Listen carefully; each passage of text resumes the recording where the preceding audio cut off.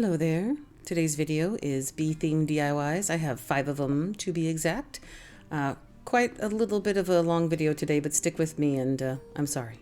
My name's Whitney with Crafty Thoughts and Whatnots. Let's jump into my craft room. Now we're going to start our first one. This is going to be a little wall hanging. We're going to take this charger. I got this recently at the Dollar Tree. Super cute. Look at that honeycomb design on the edge. Now here, look, $1.25 charger plate in case you needed to know exactly what it is. Super cute. We're going to paint it though. And then we're going to need one of these little wood circles. This is from Michael's. They have these usually by the register or sometimes in the wood area. They're about $1 each. So we're going to create like a little tiered thing here. So first things first is I'm going to take my DIY paint. I get all of my DIY products at miltonsdaughter.com. Please check out the link in the description. There's so many things there to purchase, and I get so much stuff from her. You're going to see that a lot in this video. Just be prepared. You will see that a lot. IOD, DIY, stencils, decoupage paper, mediums, sealers, waxes, you name it. Anyways, so that aside, what I did was I'm going to cover and paint this entire charger. Now, yes, this charger is plastic.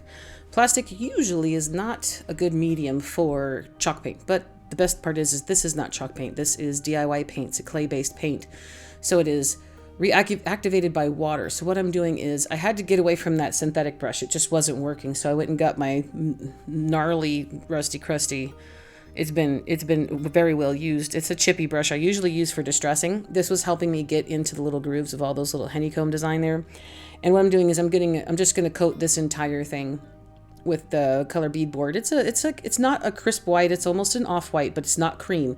It is probably my favorite white color from DIY paint. And I'm just going to cover this entire thing. Now you can see in the middle there, it looked like there was a little bit of like pooling. What I did was I covered it anyway. So what I do is wiping it off because we're going to need to put that wood disc is going to go on top of it there. So I want to use some E6000 and some goodies on that. Now after it's dry here, I want to show you, this is the best part about DIY paint. It does not have a sealer built into it, so you do need to seal it. Now when I say it reactivates by water, check this out. This was my idea. I did not want the entire gold of the charger to show up, but I did like the fact that the honeycomb was also a very shiny gold on top. So I'm just taking some water in a paper towel, and I am rubbing across the top of it. And this is what you could say is also the equivalent of wet distressing. If you're familiar with some of my videos in the past, or if you even have DIY paints yourself, you'll know this is the best part about it. You can wet distress it. So I basically wiped off the top of that honeycomb design you see here. You can see the gold popping through, and I wanted that. So that's what we're aiming for this time. Now, this is my favorite wood tint. I'm going to use this to distress around the outside. It's a folk art home decor wood tint in the color walnut. I get that on Amazon. You're going to see me use it many times in this video, as well as in the past and going forward, because it's basically my new favorite. It's been my new favorite for I don't know how long. You tell me if you've been here, what, a year or so? Probably more than that. Anywho, I'm just taking a brush and I'm randomly placing some distress looks around it because I like the dirty feel. Not dirty feel. Roll that back, Winnie. I like the distressed look. I like it to look like it's had a hard life. It's got a story to tell. It's got some scars. You know, it's been outside for a while. Everything I make has a soap opera story to it. But anyways, we're gonna take this wood tint. It's the same thing I used on the charger here, and I'm going to just put a nice coat over this disc. Look how pretty that is. And again, it's not a wax, it's a tint, a wood tint. So I can glue on that and I can do all kinds of goodies. So after we have stained all that and got that ready to go with the wood tint, we're going to take some resin. Now this is Fabricast. This is a pretty, well, I get that on Amazon. It's a good price. We're going to make a resin cast in. This is the newest from the spring line. It's called Vintage Brooches or brooches. We're gonna pour all of those, and then this is an older one from last year, and we're gonna use this one. It's the yep, that word there. We're gonna use that ovally circly one because I don't know exactly which one I want to use just yet. Now I did get a couple new thingies to pour resin with because I was using paper cups. They're driving me crazy. So these are like 3 little silicone cups. Got some silicone stirrers. So basically all resin is half and half. So 50% A, 50% B, or I and O, or X and 0, whatever you get. 50% of one, 50% of the other. Mix it for about 10, 20, 30 seconds, and then start pouring. Now, this last one here, you see, I didn't have quite enough, but we're going to let it cure, and this is about max 10 minutes. This is a fast-acting resin. That's why I like it. And I'm going to pull these first ones out so you can see. Now, this guy we're leaving because, remember, we didn't get to pull it. We didn't get to pour it, all of it. Now, this is the one I end up going with. I'm just going to tell you right off. But at this time, I did not know what would look good. But look at all the details on these guys. Now, if you want to use clay again, of course, that's more than welcome. I will. It's not saying that I will never use clay again, but I think resin is just cleaner.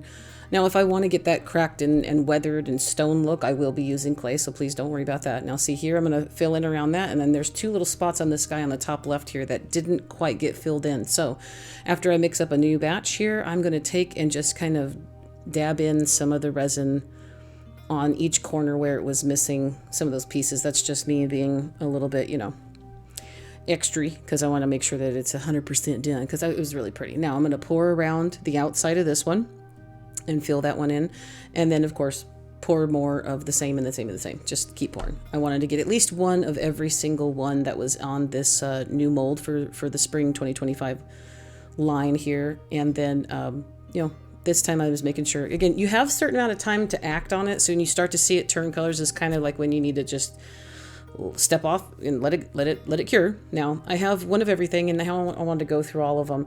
This is the one from last year's mold, the Bibliots or whatever I am probably completely mispronouncing. I like the oval, but it's a little bit, just didn't look right on the circle. Now all of the rest of these, look at the possibilities of all these details, especially this one here with the vines on it. It's gorgeous. This right here basically told me looks like a BB themed. And also I planned on putting some gold accents on things, so I felt like it was the right one to go with, so that's what I did. Now I'm going to take some, this is masking tape, just take some tape.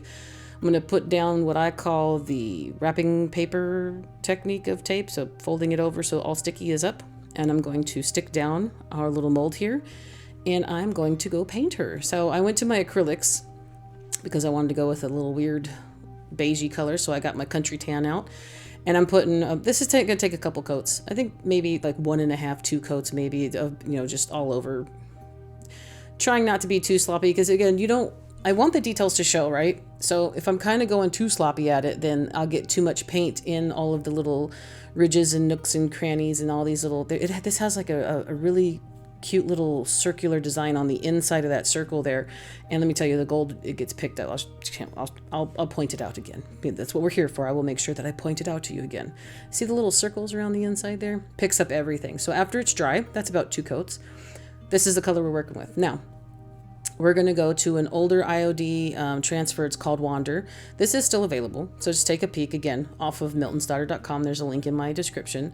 And we're going to go for just something white. I'm just taking a couple of these white flowers here out of this particular transfer book. The IOD transfers are amazing to me. Now, again, you don't have to get IOD transfers. I know someone had mentioned before, can you do something without IODs? This is all just ideas, guys. You don't have to go with the products I use. You don't have to go with the exact brands. This is inspiration. If you have, you could even use white stickers. You could use another stencil. You could put scrapbook paper. You could do anything on the background. I wanted to go with a white flower because of this beam themed. We're pretty much white flowers, this very springy. Everything is blooming, insert said soap opera here because that's what I do. I tell stories to myself while I'm crafting. Now, as I put the transfer down, I have some edge here. Now I take my finger sander, but I'm very careful not to make sure it doesn't stick on the edge because I want this to be a clean edge. And I'm going to take the other flower that I cut off, and I'm going to kind of put it off to the side here. So this is just more of a layered effect. Now I want that wood to show because I love that walnut color of that wood stain that we used, or that wood tint that we used. So again, whatever medium you find, if you have some transfers that either you got at Dollar Tree or at any other craft store or Walmart or Amazon, please use whatever you see fit. This is what I have in my stash, and that's what I'm going to use. Also, they're absolutely gorgeous and they're wonderful. Now, as you see here, this is a different stencil. I got these at Essential Stencils. Not sponsored, not anything. I purchased them there because they're cute and they're not a bad deal. You get the 2 big sheets for about $17-18. And I get a lot of stencils from them as well too. So I took this fuzzy little bumblebee guy here and I stuck him right in the middle of this little mold because I felt like he needs to be on display. This is our reason for the season at the moment. This isn't the Christmas one. This is the bumblebee version. This is our spring 2025 reason for the season. Everything's blooming and the bumblebees are blooming. No, they don't bloom. They pollinate. What do? They're making honey. Now, I'm going to make sure I don't want this to come off. So, like this cute little holder here I got here, it's like basically the same thing you'd use for like toothpaste. It's a game changer for E6000 because that metal tube is my nemesis. I despise it greatly, that metal tube. But again, for me, I have to have patience with E6000 because I need to wait for it to cure. But I haven't found any other type of adhesive that really works, because even what was the other? Even Star Bond has failed for me. So that's why you've seen me stop using it. But I'm putting some E6000 in the middle, a little bit of hot glue for the permanent hold, as far as the temporary hold for hot glue immediate, because I want to move around while I'm still working on it, and I don't want to have to wait for it to cure. But the majority of that is going to be the E6000, so that I know it won't come off. Now, after I secure that down, I need to seal it. It's always good to seal your transfers, especially the IOD. Sisters mentioned it's time to seal those transfers. And then also, I didn't use IOD paint or DIY paint, if I would have preferred to if I had the right color, but it's still good to seal all of this. So I'm just sealing all the wood, the transfers, the mold, everything. So basically this is for the transfers benefit, but I'm basically sealing all of it. Now I'm using clear wax first, so I get a good coating over all of it. And then I'm going to go back here with my dark wax, and this is to put in some more details. I like that distressed, dirty look like it's been sitting outside for so much. I like it to look grungy, so I'm a little light with it at first. I'm a little light-handed in getting the dark wax into all the grooves of this guy here, because also we're going to come back with some gold. I forget what it's called. You'll see in a second. It's a powder. It's a powder that I got it's a pen art brand powder I got from Lori at Milton's Daughter also. But right now I'm basically working the dark wax into all the grooves. I'm concentrating on the mold right now. That's what I really wanted it for. But because I have a layer of clear wax under it, I can control that dark wax a little bit better. If you don't mind it and you don't care, you want to go kind of a little nuts with it, then don't use the clear wax. But I like to be able to wipe it back. I still want the original color to show. I still wanted it. I still wasn't happy with that, so I ended up taking even more dark wax and was really grinding it into the bristles there, and I kind of just went ham. I went at it. As you can see here, I wanted it really in deep of those grooves of the outside of that border on that mold. And then I got what I wanted. I was happy. I was happy right there with all that extra dirt. Now this is what I was talking about. Metal pigment. This is a powder. It's very fine dust. It's very, very, very pigmented. It's very pretty. So because I had some gold going on in the charger, I said this is my opportunity. So I just put the dust on my finger and I'm rubbing it on the outside of our mold. It will pick up kind of like you would see if you wanted to distress with paint. If you wanted to do like a, how would you say, even with the waxes that I would normally, now wax is going to get into the grooves and take your lower parts, and this is going off on the higher parts. So as you rub around it, be very careful with it, because I did get a little bit too much in the middle, and then when I had to take it off, I had to use a baby wipe because it literally covers. It covers very, very well. Now I took a stylus at one point, you're going to see in a second. I'm taking some on my finger and rubbing it around the edges of our little wood disc here. And then what I'm going to do is I'm going to take a stylus in a moment. And I'm going to place some of that powder on the end of it, and we're going to go around the little delicate circles here on the inside.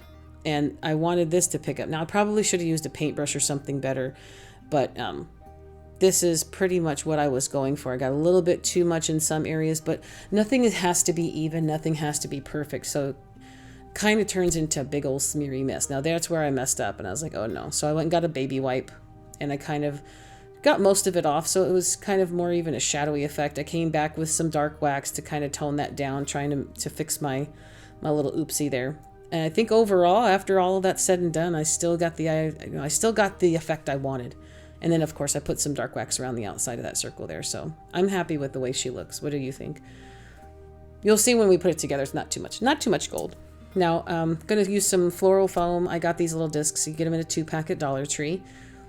My luck is I want to use it to raise the circle, but it's the exact size of our wood disc. So I need it to be smaller because we're going to put some greenery around it, and I need it to be I need it for a buffer. So I just used a jar as a template, and then I cut a hole in the middle, the little donut hole you could say that comes out, because everything is a reference for food, especially if I'm hungry while I'm recording.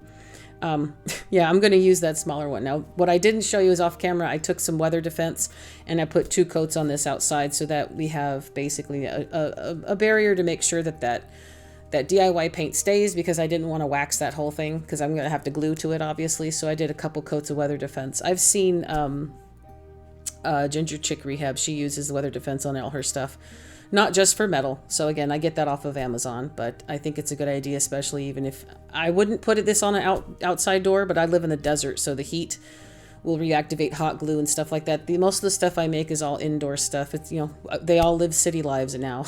we're all princesses. We stay inside.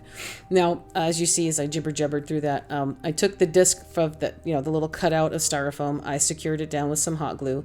Now I'm going to take these bundles of greenery. I get this off of Amazon. You can take a peek. There's a link to my Amazon store in my description below if you want to take a peek at any of the supplies or tools I use. If I say I get on Amazon, it'll be in that link. And of course, if you do order from that, I do get a small commission off of it. So every little bit helps for me. So please take a peek. All that goods keeps my channel going, keeps me going. So anyways, back to our crafted hand. Now, I am just going to cut every single little sprig or piece off of this. So I take the stems and then I cut the stems off of the bundle. And then from there, I cut those stems into all the pieces that you see here. So I'm getting one little individual piece and I am just going to evenly place them around the styrofoam disc just to make sure I have like a little sunburst thing going on there. Not to cover up too much of the outside because the whole reason of this is to use that honeycomb pattern in the background to, you know, highlight our bee theme that we want. And then here we are with a little bit more E6000. I want to make sure this doesn't come off.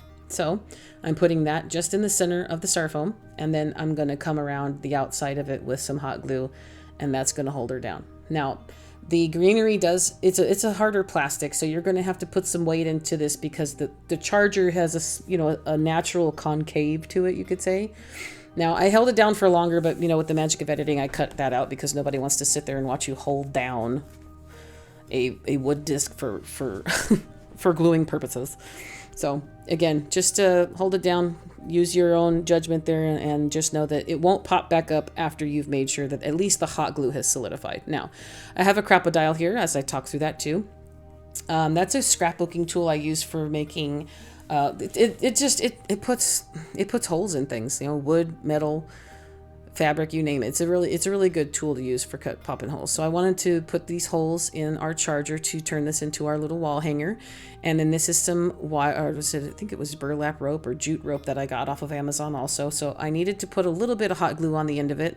And then this is me testing it, so it's not exactly, molten lava hot, but just enough to where, yes, my fingers have been conditioned. I have no fingerprints anymore. Don't tell the FBI. With all the hot glue and burns that we get in our craft room, no one will ever know where it hit the body, right? Anyway, so I digress. I'm just going to push that jute cord or that rope through the hole we made, tie a knot, and do the same thing on the other side. I'm pushing it through from the back. So the decorative knot is on the front, and I'm just going to, after I place that knot there, I'm just going to take my scissors and cut it off fairly short. If it frays, it frays. It'll just add to the, distressed and the rusticness of it that I like.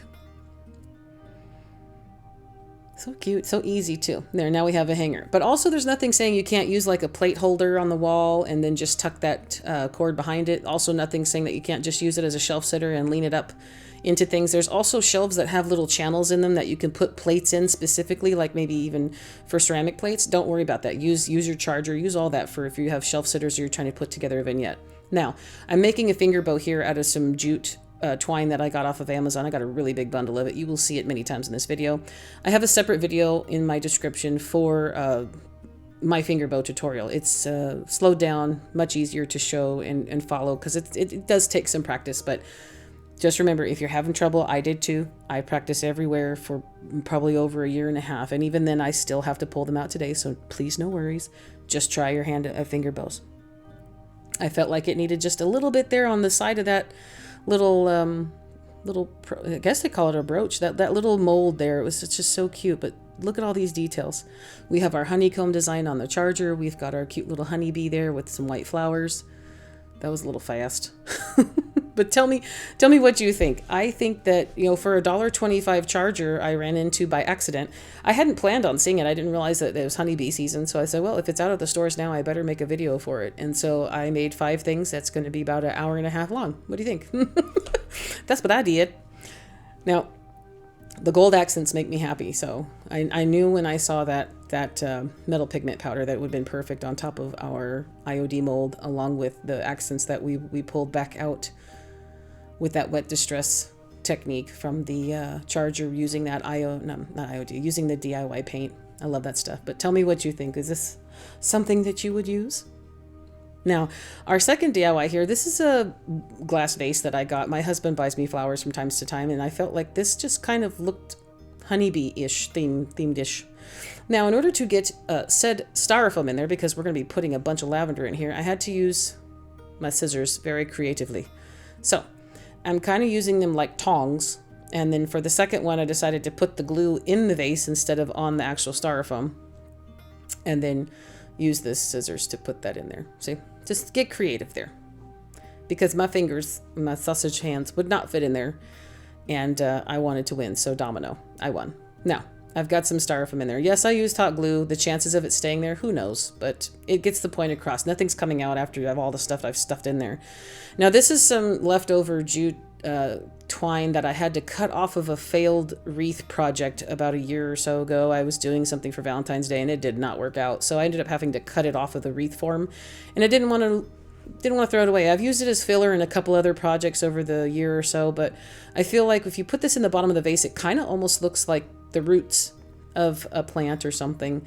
And then so I'm going to also take and put some Spanish moss around the top of that layer so it kind of looks like dirt.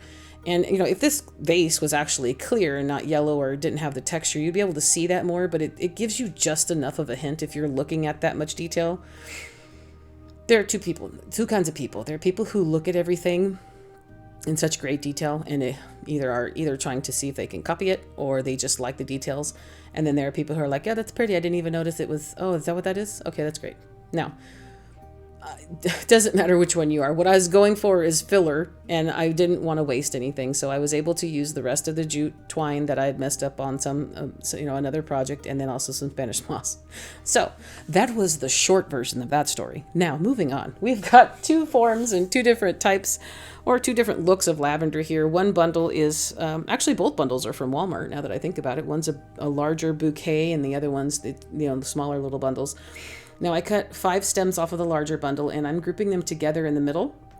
After I cut them off of the larger stems, I pulled all of the greenery to the top because we're going to basically shove the smaller lavender that you see there. We're going to put that all around the base, around the outside, to kind of use it as like a little barrier, a little support.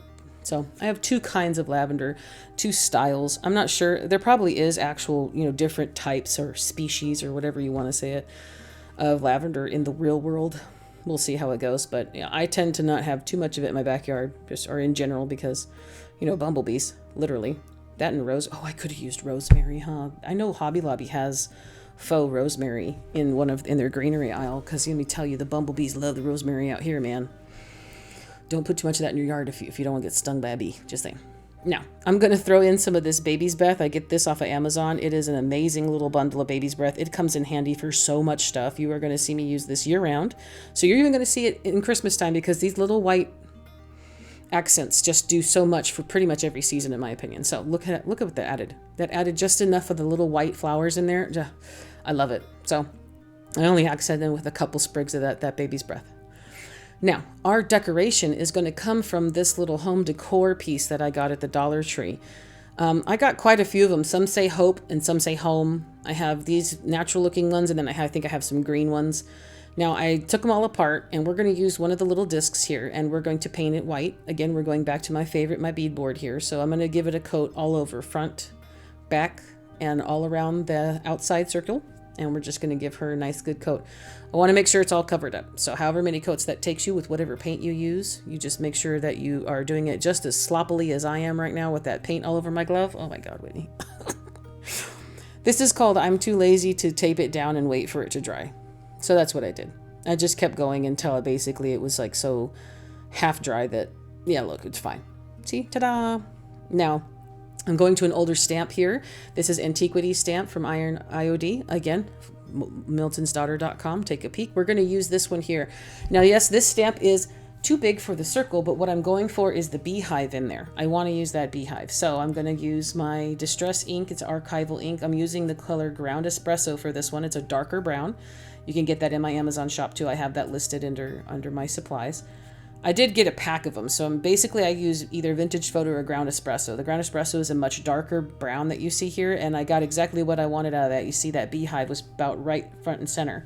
We're going to take another cute little fuzzy bumblebee from the same Essential Stencils pack that I got before, the honeybee pack of stencils, and I'm just going to put that guy right in the middle, right on top of my stamp. And it's so cute, makes me so happy.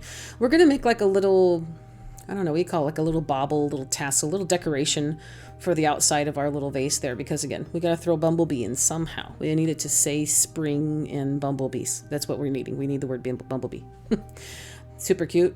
After you apply the transfer, you're going to just rub it with the top plastic sheet just to make sure you have a good connection. I'm now going to use one of these little finger daubers here from Amazon also. I got a big pack of them, and I use that to distress around the outside and the edges and then on the back, as you see here. So that gives me my little, you know, aged look, or at least, you know, haphazard.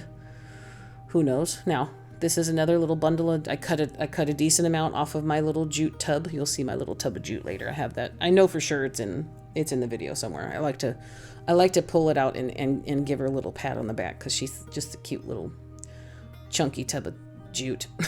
Now, I wrapped this around the neck of the vase as many times as I had until, you know, again, no need to measure. I'm going to my wooden bead little box here. I get most of these from Amazon, but also from other projects and other things I take apart. I save the wood beads. Some of these are from Dollar Tree decor items. Some of them aren't. Now I'm going to take, at first, you know, I use too many beads here, but you can actually see what we're doing. So I'm putting both of the ends of the jute in there, and I'm pulling that up because I want it to be almost like a, what do you call those things? Like, what did you used to wear them when I was a kid? You'd put them around your shirt, like not a lanyard. Oh my gosh, I can't remember the words. Usually you see them and they're always turquoise, at least in the 80s. In the 80s they were turquoise.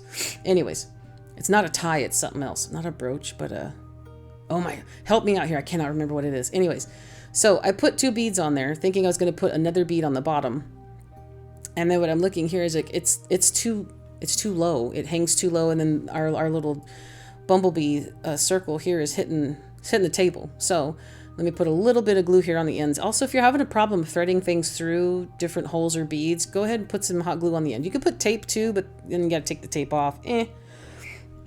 I put just enough hot glue on there and just wait for it to not burn my fingers that badly that I can touch it and then twist it around to make it kind of, you know, just, it hardens the end of it like a shoelace. You're looking like that shoelace effect. Now, after I decided to use just 1 bead, then I put a knot at the end of our little wood disc here, and then I'm going to cut this off, and I want to show you what I'm going to do. I'm going to fray this jute.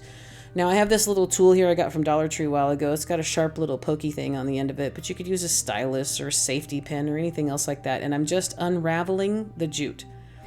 Now, I've seen many times you can do this with different ropes, and usually each rope is made from 3 or 4 different strands of things, but I want to turn this into fuzz or hair or whatever you want to call it. So I'm just really unraveling our jute little thing here, and then I'm going to give it a little haircut just to make it even, so it kind of looks like a tassel.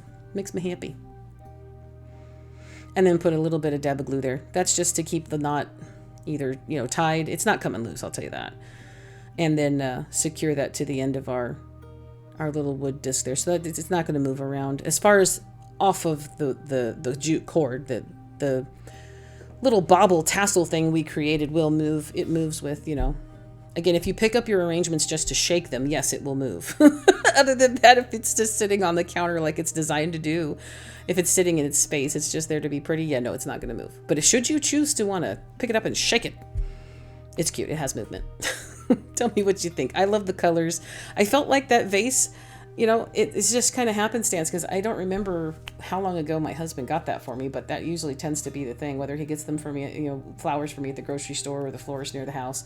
I always have some interesting vases and glass vases and stuff that I felt like this one just kind of screamed spring, and it looked like it has like a beehive kind of, I don't know, look or feel to it. So you tell me, what do you think? I love it. The colors are great.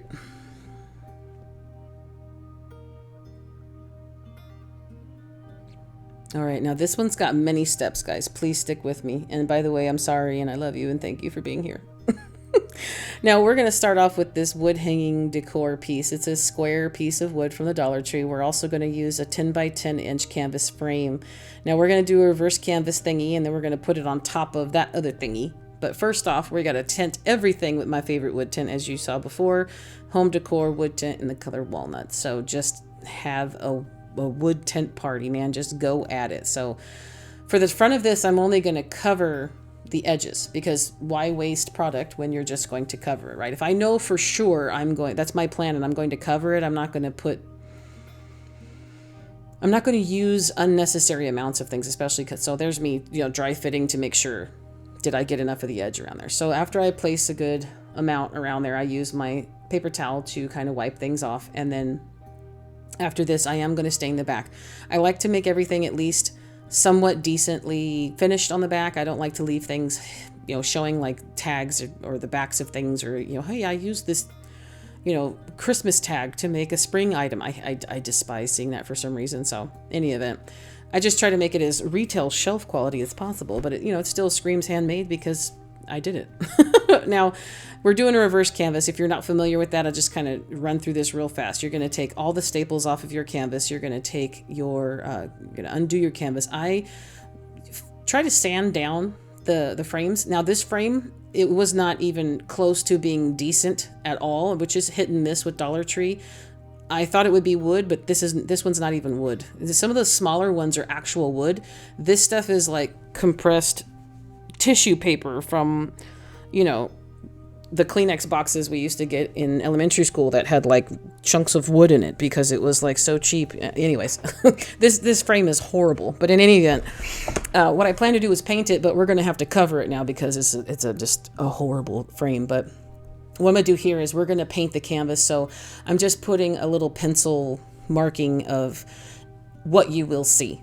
So I'm going to take some yellow chalk paint here. This is an old paint. It's a folk art home decor chalk paint in the color vintage mustard. If I got a package a long time ago of a whole bunch of folk art chalk paints. This was before I discovered DIY paint. I would prefer to use DIY paint, but I did not have this color. But if you needed to know, that's the vintage mustard. It's a pretty color. But again, I digress. Now, we have to cover this frame. I hadn't planned on it. So this is me just going, well, what do I have? I have this burlap ribbon type thingy. This is also a Dollar Tree purchase. But again, if you have fabric, if you have a velvet ribbon, if you have any kind of ribbon that would, match your project better, please go with that. For this one, I was still going with a more farmhouse, country, cottage, rustic look. So I chose the burlap ribbon. Now I'm going to glue it flat down on most of the sides that you're going to see here. So the front, and then we're going to do the top. And then we're going to cut some slits because we're going to need to make this into almost, I kind of attacked it like I would if I was wrapping a present that was just an oddly shaped present. This is just me guessing at how to do this. So if you have a better way to do it, if you have some suggestions, or if this is something you do normally, but covering things that have weird angles and stuff like that, not usually something I'm very, experienced at, number one, or good at, but we'll see how it goes. Now, here's me trying to cut with scissors that, are dull and don't cut anymore. So I got some sharper scissors out, and this is where I'm cutting up on the inside so that I can then tuck this on the inside. We want everything except for the backs covered, but what I found out is you will end up covering the back of it in order for it to look nice and finished around the edges. So I'm going to show you in one spot here what not to do, because I ended up cutting off the back of it on one part, which I don't want you to do, and you'll see the difference in the edges.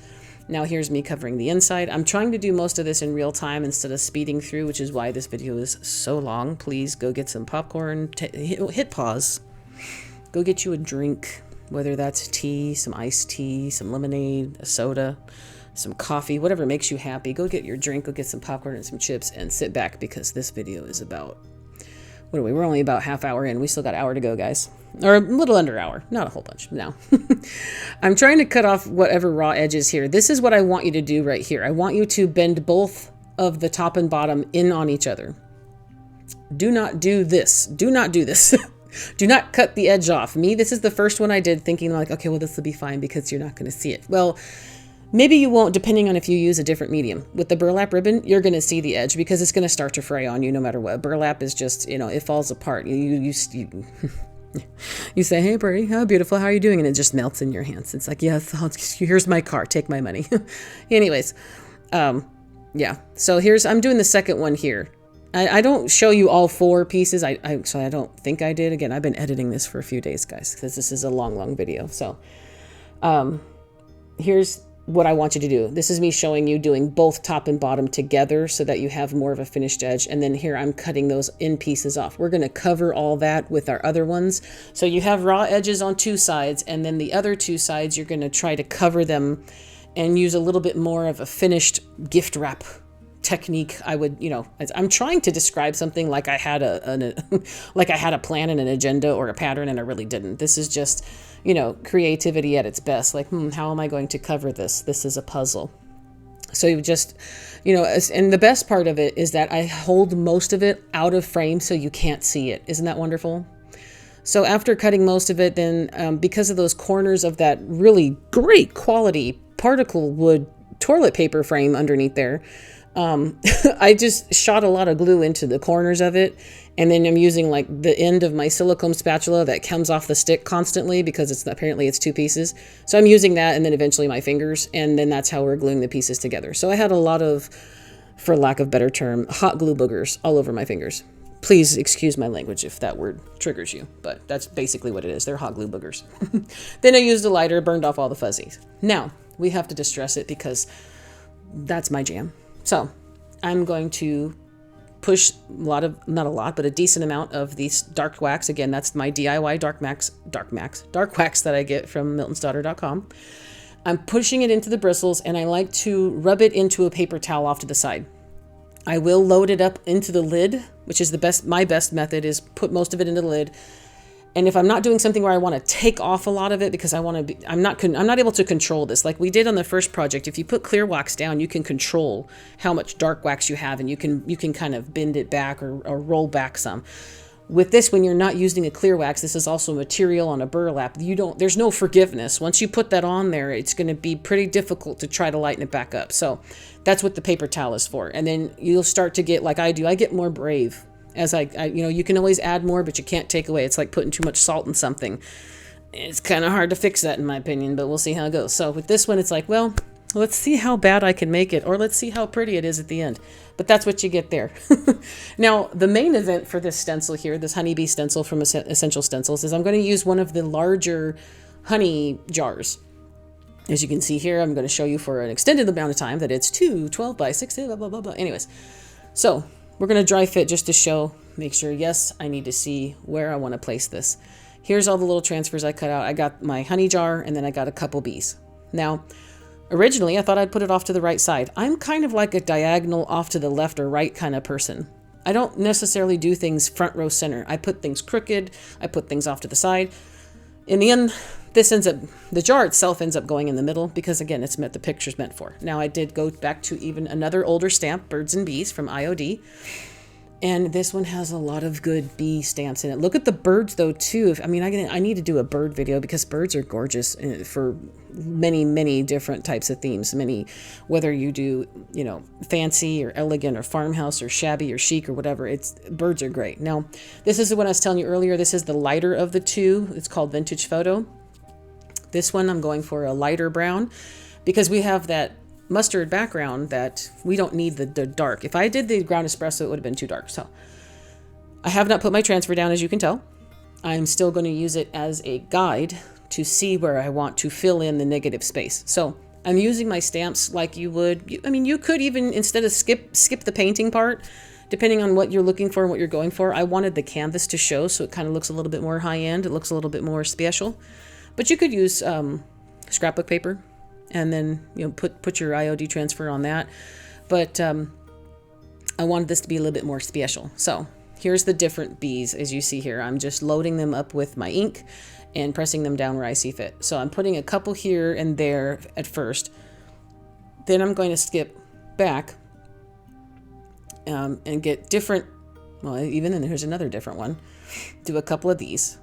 So I did 2 large, looks like 4 mediums. Oh no, just one of that one. And now I'm going to place my stencil down, because basically this is where, if I'm filling in the blanks around it, basically this is where we're going to go. And I'm not going to stamp over top of the stencil, but if you can see, I did put the stencil overlapping the two bigger guys, but that's part of it. We want layers. You don't want everything to show. If it looks too spaced out and too perfect, it won't look right. In my opinion, it'll start to look a little bit too, you know, hokey, a little bit, every tiny little thing has its own space. But here I'm just filling in with little baby bees all over the place until I felt like I was done.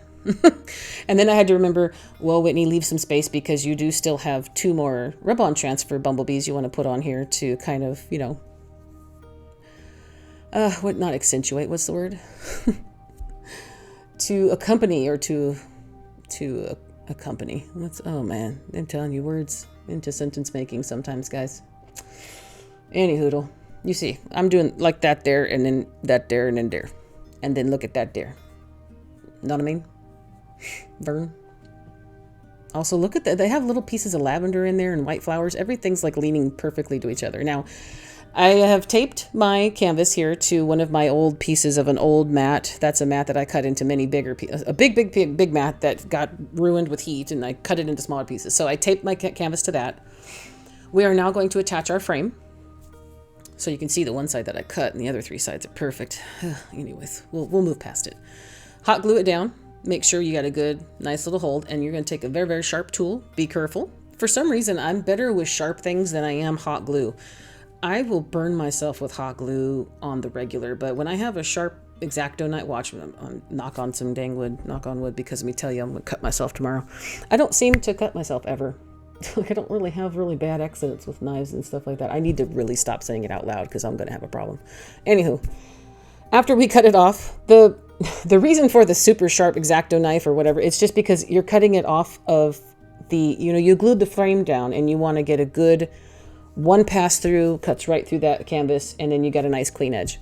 After that, I'm going to take my staple gun and just staple all around way too many times, because we are also going to hot glue this to the front of that wood piece that we tinted earlier. Now, I'd say normal reverse canvases you would use as their own standalone picture or their own standalone decor. I would then put probably some brown craft paper or scrap paper or something pretty on the back of this to cover this up. So then maybe all the staples would be necessary. But in this instance, I didn't need to do that, but I did it anyways. You could even staple it again here on the back of the wood, but no. Calm down, Whitney. So with that, hot glue it down, and that's pretty much the gist of the main, I mean, that's the meat and potatoes of it, right? But you know I won't stop there, because I have to add all kinds of gobbledygook and pretty little happy accoutrement all over the place. So I'm taking some Spanish moss, and I'm highlighting the areas that I see fit. So I want to put stuff on the outside, make it look a little fuzzy. Going to put some in the top corner over here. And that's basically where we're going to create a bow, and we're going to put some stuff over here too. This thing turned into such a pretty picture. I had an idea, but I didn't realize it would be so pretty when I was done. And of course, sometimes maybe it's a labor of love of your own. You know how much work you did on an item. You tend to love it more than somebody else would.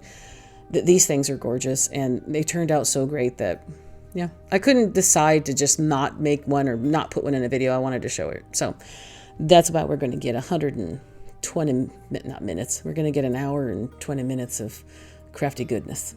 Hopefully every day. Even if you take me in doses. Come back later. Now, also, I got this cotton ribbon from Amazon, and you know why? Because of this right here. They all come on natural wooden spools. I cannot wait to use all this up. In fact, I might just unravel it just to use the spool. I'm more excited because it's on a wooden spool than I am about the ribbon. But the cotton ribbon is really nice. I got it on Amazon, so if you want to take a peek at my Amazon store, it'll be in there. It has many, many colors. It comes in all kinds of greens and reds and browns and all kinds of pretty. I just got the natural colors.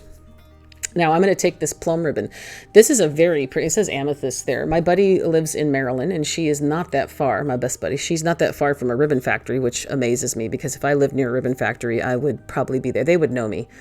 I would probably end up working there part-time. That's how bad it would be, because man, would I love to live there. So I got a crazy good deal, and I got a lot of different grosgrains and all kinds of great ribbons from, I think it's an Offray factory. Now, that plum color turns out to be so pretty, even though it's not a bright lavender color. And this is me showing you that I'm making the edges kind of match, even though later I will cut them at a diagonal. So that's great. Put that effort in for nothing. But I do reuse that, and I use it on every single one of, I have these little honey wood sticks that we're going to put that stuff on anyways. I use the remnants of everything. If I cut it off, it doesn't, even if it falls on the floor, technically the whole room is a junk bucket. I have a regular junk bucket and I have a ribbon junk bucket. If you've been with me for a while, you know that. My whole room, my whole craft room and table, it's a junk bucket. I have a trash can. Very little goes in it. Most of it's all a junk bucket. Now, with the magic of me gibbering through all that, I basically took these 3 types of ribbon and I made, you could see if you want to roll it back, I made almost like awareness ribbon shapes. I kind of folded them over on themselves and then pinched them all in the middle. I layered them together, and then I took a piece of jute twine, I tied it in a knot, and then I'm going to wrap that around the middle, just to the thickness that I see fit, because I like the way it looks when a bow is bundled in the middle in a specific way. I'll show you in a second. You see that? It looks like it's got a perfect 3 wrapped little jute thingies. What do you call that? The center of it just makes me happy. Now we're going to go back to the same 2. We got the lavender pick. This is an old Walmart pick, and then these are wonderful. I get them off of Amazon. Take a peek at them. You get a good bundle. We're going to do the same thing with the lavender and the baby's breath. And all I'm doing here is I'm cutting pieces off of the bundles and the stems and the picks, and I am just layering them into the piece. Some of these I just literally pulled off. Other pieces I have actually cut off with the wire cutters. Here I'm going to put my bow on next. So I put a couple pieces down beneath the bow, and then the rest, if I want to add it to the top and bottom, that's usually how I go around the outside here. You can see I'm tucking this into the bow itself. I come back a little bit with some Spanish moss in a second. And here I put like a little bundle of Spanish moss right inside the bow there, just to kind of tie the rest of that over. As far as the lavender and the baby's breath on the outside, the left side of it. And then this is what I was talking about earlier. I put the effort in to make sure the bottom matched to fray it, and then I ended up cutting them off at a diagonal. I didn't know that those tails were a little bit too long. They were covering up too much of my big juicy bee there. That biggest bee right there in the top left corner, I didn't want all of them covered up. So, and even then, we're still going to put something else on top of it. Now for the bottom right, I wanted to kind of match it, but not so much, just a little bit here and there. So I added like 3 little sprigs of lavender, and then just layered some pieces of the baby's breath. Now these little pieces here are part of the flowers that have fallen off the other stems. They found them on the floor, or basically the table, or off to the side, or in the bag that the little baby's breath came in. I use everything. And then every guy's, look, my husband comes to visit me in my craft room. He brought Henry with him. This is my little Henry. He says, "Hi, Mommy." So my husband felt the need to just kind of put my wiener in the camera. Wiener dog. Anywho, couldn't say hi. Couldn't help it. I wanted to share him with you guys. He's such a love bug. Cosmo was off chewing on a bone or sleeping or being bad somewhere else, and then Zoe sleeps all day. But you'll see them from time to time, my little love babies. Anywho, now we're going to decorate our cute little, what do you call these things? Honey sticks, honey spoon sticks. What are these called? I think I showed it on camera, but I was distracted by Henry. It happens. He's so delicious. Well, here's what I was talking about earlier. I cut the tails off of that cotton ribbon. I ended up cutting a little slice of it, fraying it, and then I just kind of glued it to the top of that little spoon there, squished it in the middle, and then now I made a small little finger bow with my jute twine, and I glued that to the top of that. A lot of these things have just the tiniest little details in them, and it takes it to a whole nother level. That is literally just a scrap of cotton ribbon that I cut and a small little tiny bow. And that's all you need. That's all she wrote. And it adds just that much more. Now, I put a decent amount of glue up into the middle, right below the bow there, and then glued just the back of that little guy there to the canvas in the middle. And then now I need to make a hanger. So I just cut a longer piece of jute cord, and I'm going to double it up and then feed it through and tie it in a knot. That's really all I did. All I did was just tie them in knots. Nothing crazy on that point.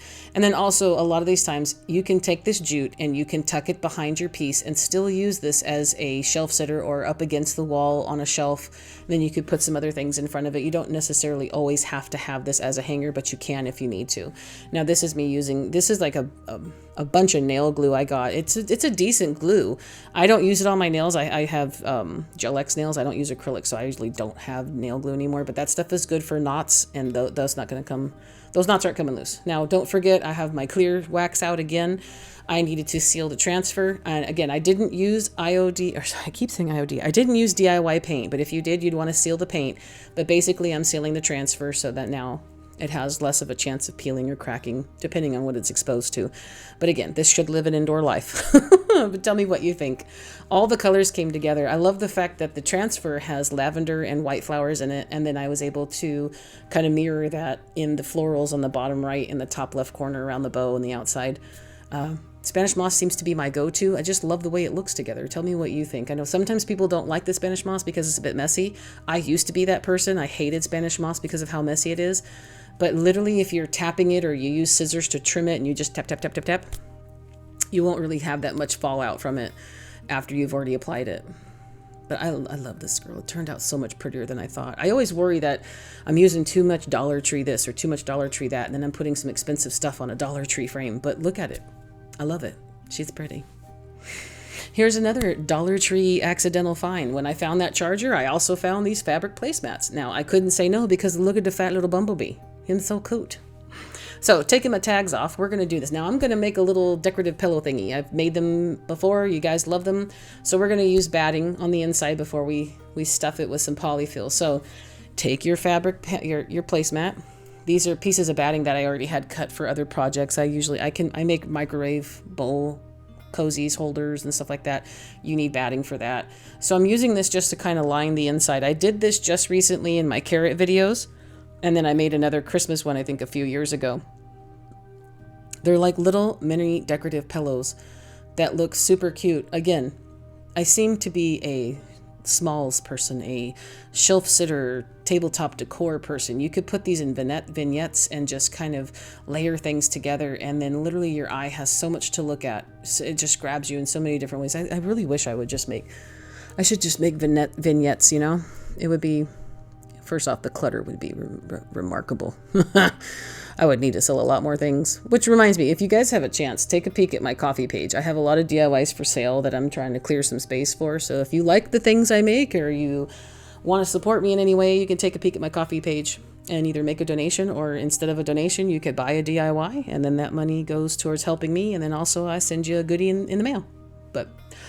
off that soapbox and back to our crafted hand. After I glued down the batting, I glued around the edges to get the pillow halfway closed, and we're going to leave the opening here. We're going to stuff the rest of this pretty girl with a decent amount of polyfill. Make your pillow as poofy as you want.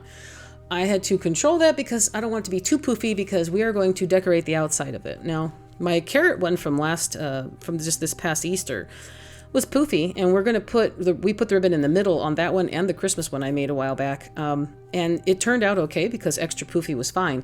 For this one, I wanted to make sure it wasn't too squishy because I wanted to put, what I'm going to do is I'm going to put it off to the side. I'm going to put this one just to make it a little bit different. I can't keep doing the same things over and over and over, right?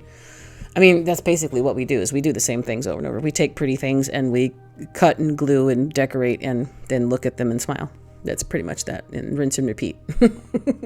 Now, after I got it about as fluffy as I want it, I'm going to use more hot glue to seal in the edges. Now, you can use your sewing machine if you want. I'm going for quick and easy.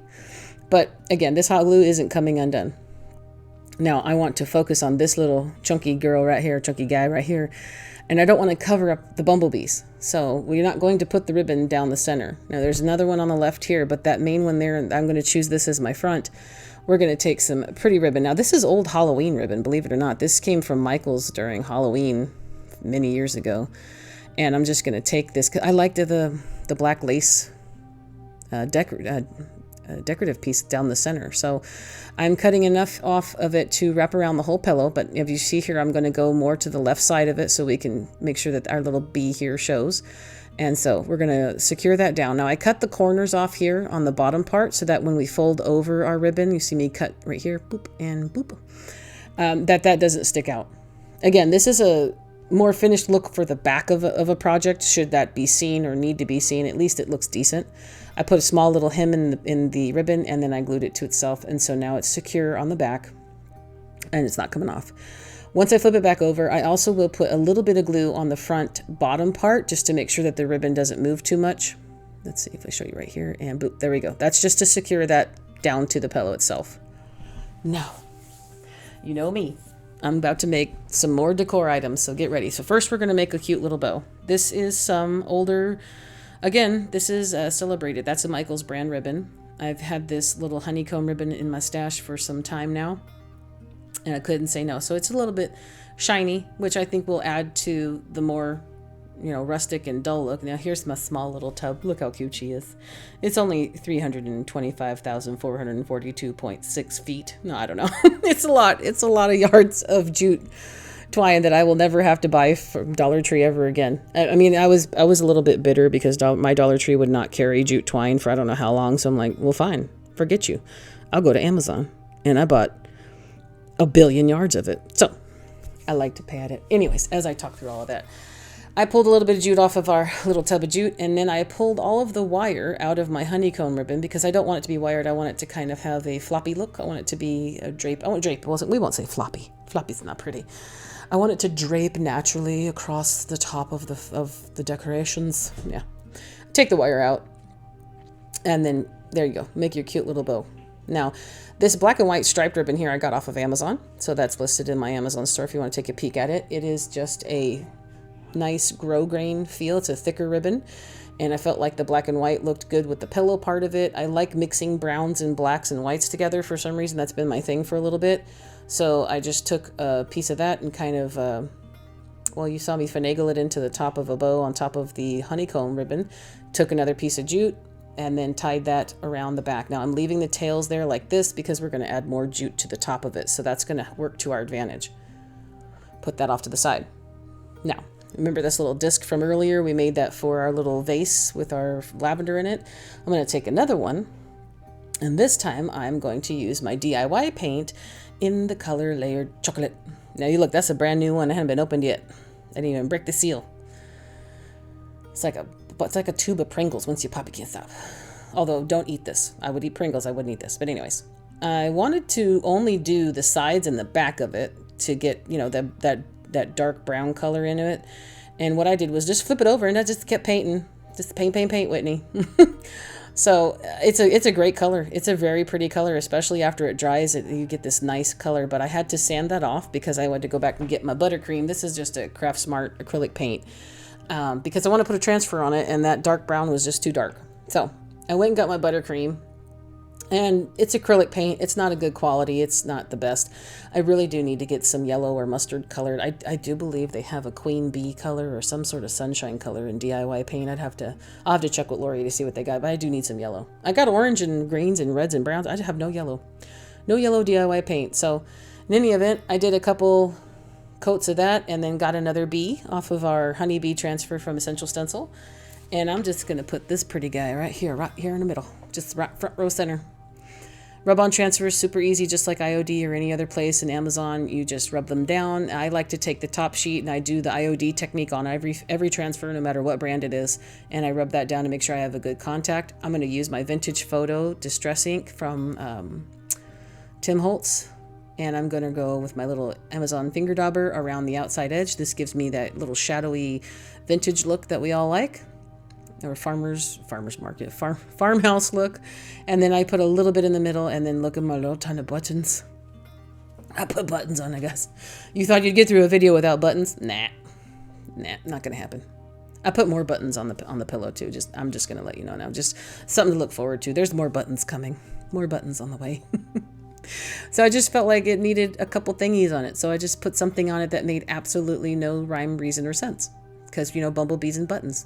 What do they have in common? The letter B. And they are a B.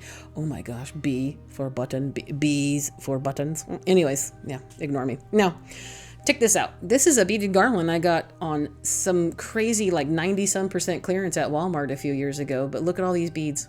So, I undid one end of my little garland and I took a few beads off. I took off more beads than I was going to use, but we don't got to talk about that. So, similar to what we did for the little, tassel bauble thing we made just before in our little lavender vase display, we're going to do something very similar to that for our pillow. So we're going to put some hot glue on the ends of our jute. We have a little cut piece of jute twine. Pick your length, doesn't matter. And in order to get, these were a little bit difficult to get both strands through.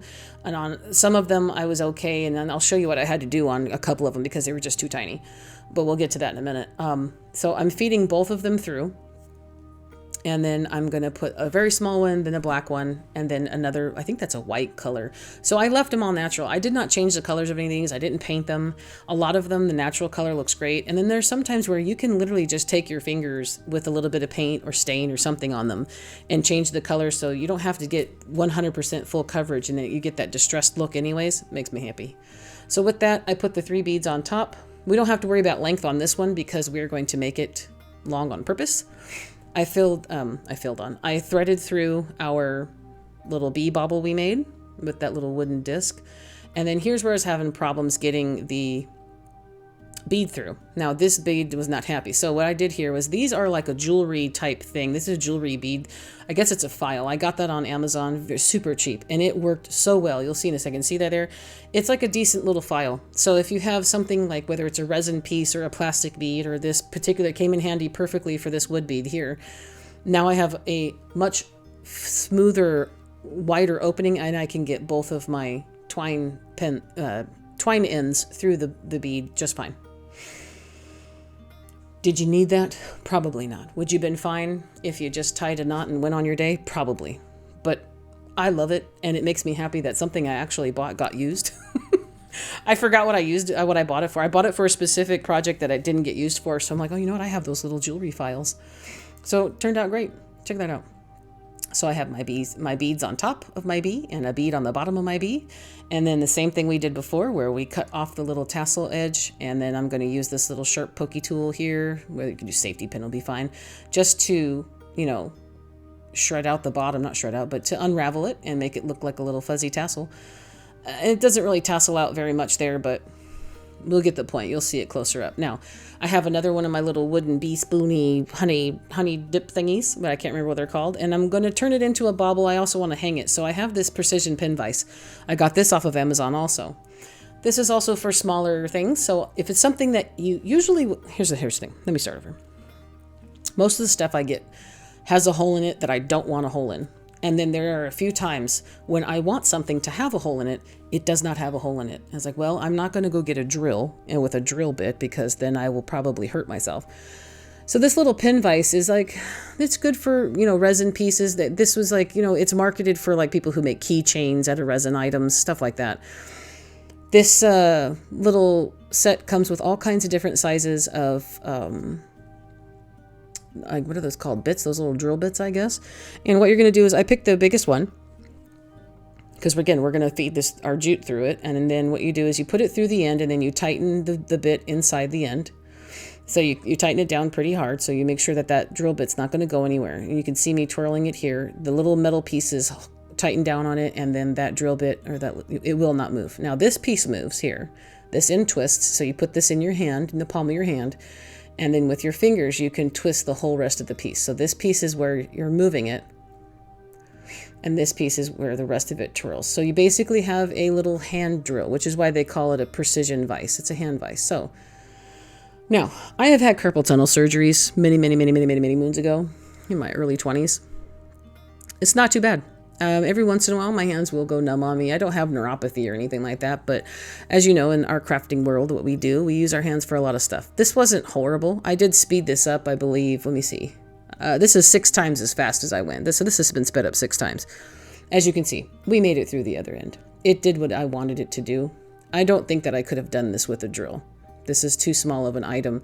So I still got my way and I got my cute little hanger. I just guessed at where I wanted to put that hole, by the way. And now what I'm going to do here is I'm going to take my vintage photo ink and I'm going to use a little dauber that we normally used when we were putting like little distressed edges on it. And I'm just going to kind of color the handle in. On this one, I wanted the handle to be a little bit darker than the rest of it.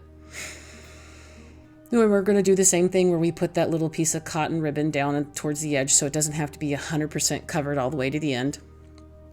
Again, a little bit of missing here or there kind of adds and lends to the vintage look that we want to go for anyways. That's what makes me happy. Now, after I fed the jute through, I did the same thing here where the bead needed to be, filed a little bit. So we put the bead, the jute through the middle of the handle of our little honey spoon, and then put the bead through both of the jute strands. So we have a cute little hanger. Now, this is what we're going to do. We're going to do the same thing we did before. You're going to see that probably, what are we on now? We're on project number what?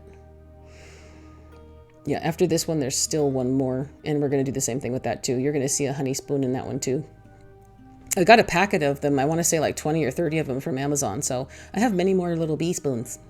And again, if I'm using the wrong term, what's going to happen is when I'm done recording this, I'm going to remember what they're called, and then I'm going to be mad at myself for calling it a bee spoon. So for this one, I put that on. I just kind of squished it in the middle. I like the way it looks. It looks like a bow. And then I stuck a cute little yellow button on it. Look, it's a cute little button. So cute. So yeah, use a jute ribbon for a tiny little bow, or a jute twine little shoelace bow, or use a little yellow button because the buttons are cute. Now, here's all of our set pieces we made. It only took 20,000 minutes to get here, but hey, look, in the end, it's going to be so cute to look at. This is going to be so cute. Now for this one, because I had the twine at the top was still a loop, I just kind of looped it over itself and looped it through.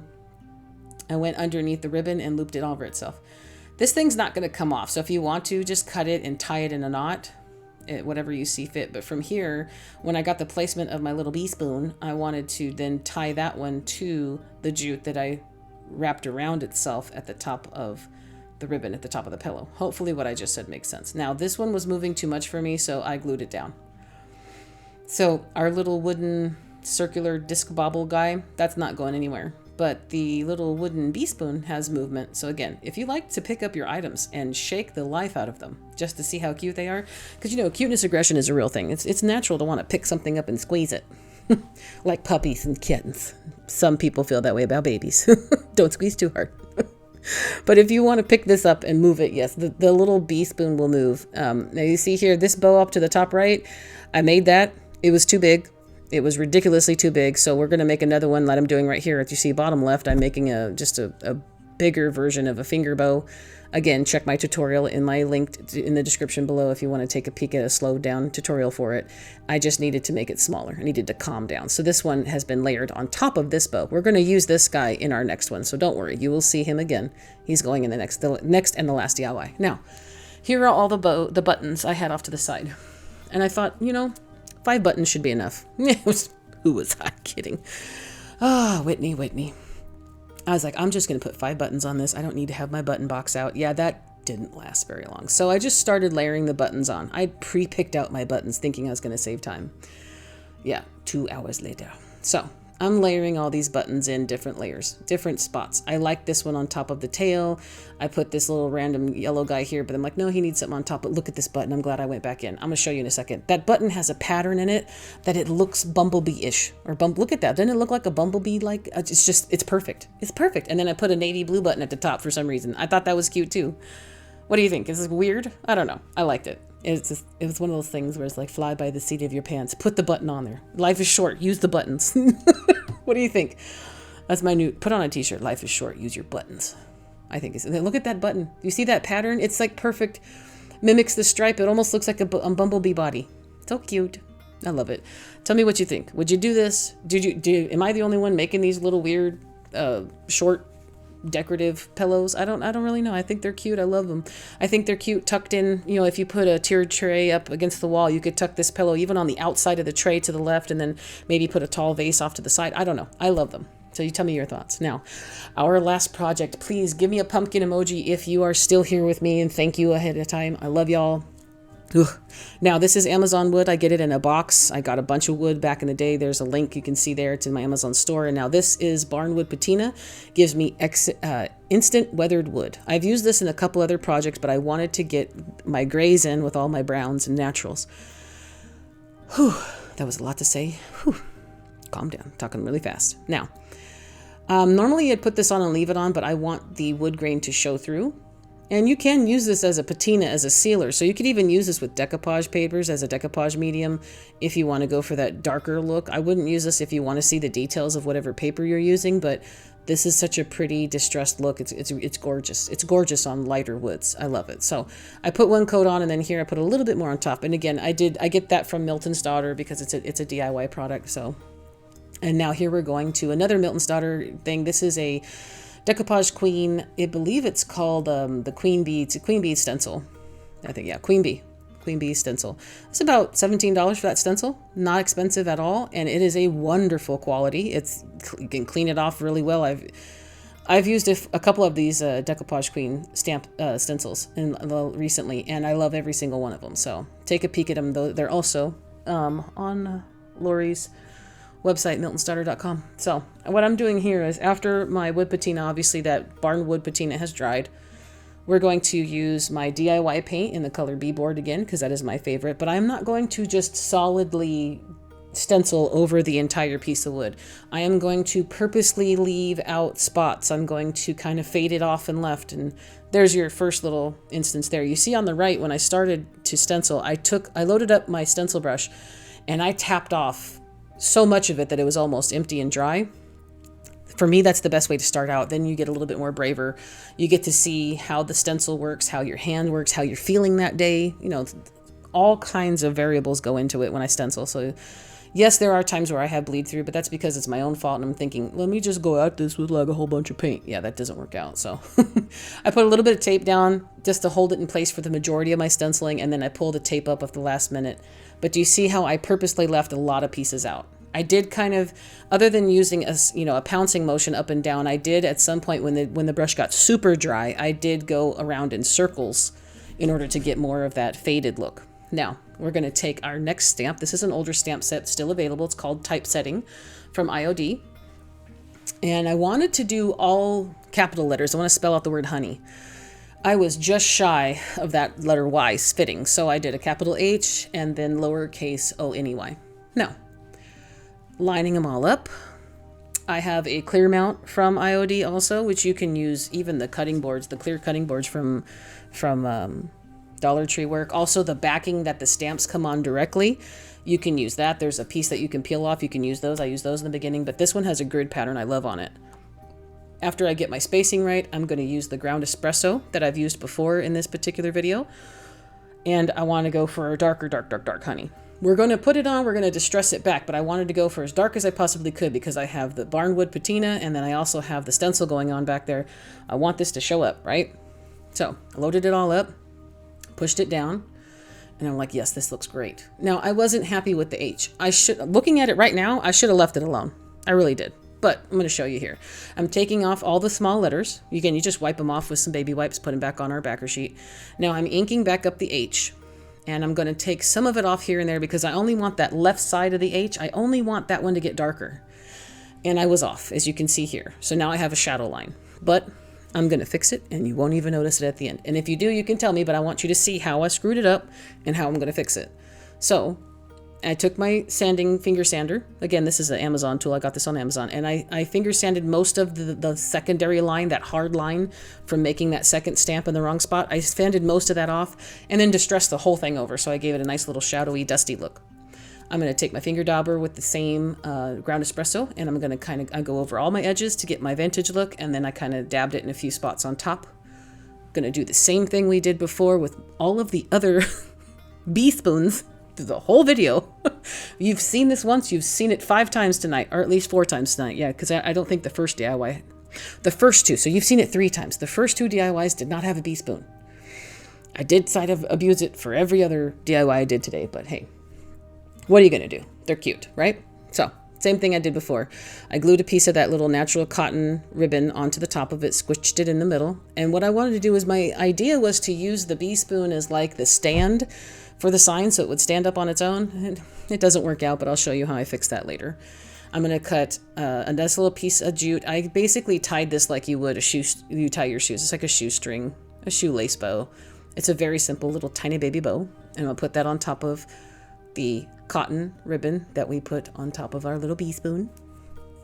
Again, I'm going to be so irritated when I find out what that really is called.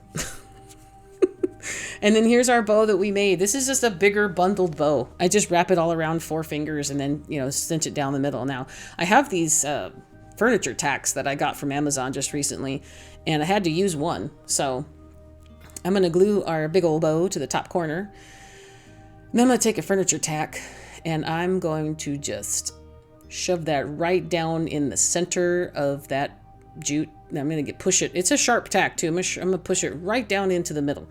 It kind of poked through a little bit on the back, but not to the point where it's going to hurt you anything. If you can take a peek at it, I'll show you in a second. I mean, you got a good, decent little coverage there, but it's just a tiny little bit back here. It's not sharp. It won't snag anything and it won't hurt you. And then I'm going to cut the little tails a lot shorter because, again, this was intended for a different project, but for this project, you know, it's not too big. It looks good. And it also helps me kind of disguise the fact that I did a little bit of a stamping boo-boo. Now, these little wooden bumblebees I got a couple years ago. They're in my Amazon shop still. I got wooden ladybugs and wooden bumblebees. So they have these little, they come with this little double-sided foamy sticky thing on them. So I'm pulling all that off. And I'm going to place them in 3 random spots. Now, I like to go with odd numbers. So if I can do 3 or 5, I'll do it. I don't like to do 2 and 4 because a lot of times odd numbers draw your, at least in my opinion, in decorating, odd numbers draw your eye towards something. So if like you have say for instance, example, you have a fireplace and you want to put candlesticks, I would put 2 candlesticks on the left and 1 on the right. So I at least have 3 of the same thing. And then, you know, different lengths or whatever, but your eye, for me, it's more appealing to my eyes to have odd numbers. So I'm putting odd number of bumblebees. I put 1 on the bow, 1 just randomly off to the right, and 1 right on the top of the little bee spoon. Just because it's so cute. If I had some of that dark yellow, crazy looking hot glue, I would have put that on the bee spoon to make it look like there was honey on stuff and like maybe drip some fake honey down the side of the thing, the sign. But as you see there, the sign still wasn't standing up. But wait, we're not done. Also makes julienne fries. Now, yeah, that's a Aladdin reference if anybody's wondering where that's from. This movie reference. Anyways, I just had to tuck in lavender and white baby's breath flowers all over. I needed it to match everything. It's just, the theme was going so well and it just looked so dang cute on everything I made. I just couldn't help it. Now here, I'm literally taking little pieces of the leaves I had snipped off. You see that little piece there? I just glued those leaves in separately because nothing will be wasted. Everything has its home. And as you see here, she still won't stand up, but she's so cute, right? So I had this little block. This is from a bigger piece of Dollar Tree wood. You know, you can get the chunks of wood from Dollar Tree. This was already in my stash and it had already been cut. So I was like, well, we can use that. I got my barnwood patina back out and I basically did a half butt job, you know, insert word there. You know what I'm saying? I just did all of the sides except one because we're going to put some glue. We're going to glue that down to the back. So there's the barnwood patina. It's not that good of a coat, but it gets the job done, right? It's cooked enough, right? Now I'm put some wood glue off camera because that's the best way to do a DIY video is to have things half out of frame. It's wonderful. Let me know in the comments if you appreciate that because I'm really good at it. Especially at the end of everything when I'm super tired. But that's okay. No excuses. Now, I put wood glue in the middle. I'm going to put some hot glue around all the edges. And we're going to just slap that down in the back middle. And it works so much better than I thought I would. Like I was looking at maybe the backs of old Dollar Tree picture frames that I had saved because, you know, for certain projects, you only use the frame part and you throw away the rest. I don't throw away the rest. But that was too big. It didn't sit right. This little chunk of wood, yeah, you could also use a tumbling tower block or a Jenga piece or anything you might have. This just worked out in my favor. A chunk of wood. And then look at the little bumblebees. Look at the ribbon. The jute twine. All the little extra white flowers. It just makes me happy. Again, I'm not a big bee decorator. Again, you guys know, if I could put a pumpkin on everything, I'd put a pumpkin here. Because again, pumpkins are year round, man. This would be so cute. Put a big pumpkin behind it and stick this little honeybee sign in front. I would totally put that out in the living room. In fact, my kitchen, I still have a pumpkin from last year because we're going on, what is today? Today is May 27. I still have a pumpkin inside. It's still good. It's not rotten. She's happy. I could totally put my honeybee decor all around that pumpkin. It's a white pumpkin. Anyways, what do you guys think? That's it for today. I mean, this was a long video. We're already like an hour and 20 minutes. So thank you so much if you're still with me. I appreciate you. Watching the video all the way through helps me more than you know. So even if you are skipping ahead now, if you watch it back later, just let it run. I would appreciate that. It lets YouTube know that you like me and it suggests me to more people, helps me grow my channel as I'm getting a little bit stagnant. I'm trying to find a way to grow more and I'm just not figuring that out just yet. But I appreciate every single one of you for being here with me the whole time. Is there any one of these that is your favorite? I don't know which one would be honestly my favorite. The sign is cute.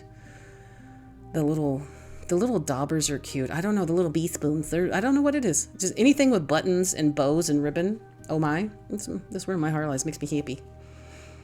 And all of these guys are for sale. Every single one of them are for sale. I'll have them listed in my coffee shop shortly. It's getting late. If not tonight, then they'll be tomorrow, but you will see them in my coffee shop. And here's where we are. If you like what I make, you feel you learned something, or you want to throw a donation to help me continue making these wonderful videos, you can do so here. And then also take a peek at the coffee shop, because my DIYs are for sale there. I have a lot of them listed. And with all that said, that's all for today. So I love you more than I can possibly say in words. Many hugs, happy crafting, and I'll see you in the next video. Bye-bye for now.